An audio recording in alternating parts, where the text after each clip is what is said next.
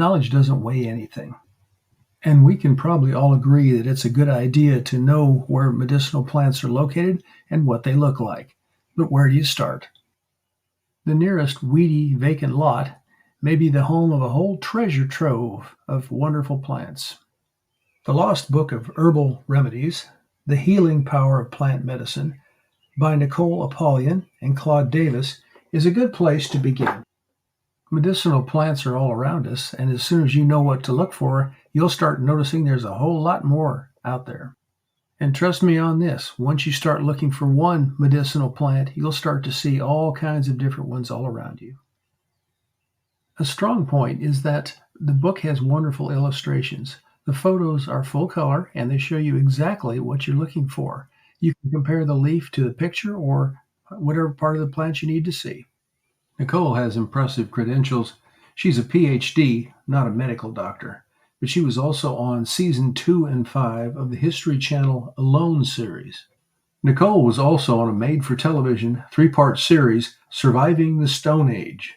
One excellent chapter shows how to use common medical plants. This mullein leaf, for example, can be part of an emergency hasty bandage, and you can find the materials just about anywhere. Once you know what to look for, mulleine's pretty easy to find. Very useful plant. Learn how to make salves, tinctures, and other medical items from common plants. I saw all these mushrooms.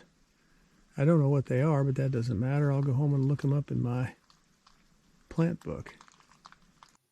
You might be surprised at common weeds that actually have a real value.